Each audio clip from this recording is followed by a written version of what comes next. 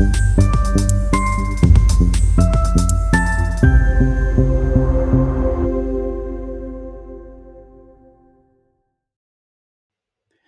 this is Mark Bautis from Bautis Financial. I want to talk about a scenario I see come up a lot where someone's thinking about moving, but instead of selling their home, they want to consider keeping it and converting it into a rental. I see it a lot come up when someone buys their first home or a condo and then eventually starts a family and outgrows it. There's a lot of emotion attached with the decision to sell, but there are two financial considerations that you have to make. The first is pretty obvious. If you convert it into a rental property, do the numbers actually make sense? This one can be pretty complex and probably best to have a separate video covering it. The second consideration, which often gets overlooked, is will you still be able to keep the capital gains exclusion if you convert and if you keep the property as a rental? So currently, you're able to exclude 250,000 or 500,000 if you're married of capital gains when you sell your primary residence.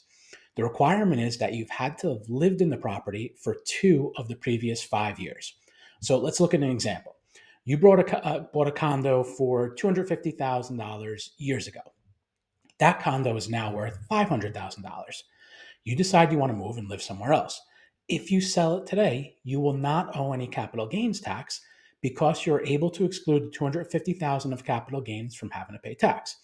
If today you decide to convert it to a rental, start renting it out, that condo, while you purchase a home somewhere else, after 3 years of not living in the condo and renting it out, you will fail the capital gains exclusion test and would owe tax on the 250,000 of gains, assuming that you did decide to sell it and that it's still sold for $500,000. Now, there are other considerations that you have to think of, like maybe you do need the proceeds of the condo for the down payment on your next home, so you do have to sell it.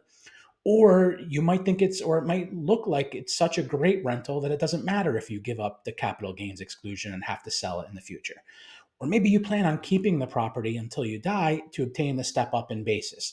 Or you plan to 1031 exchange it in the future if you do need to sell it.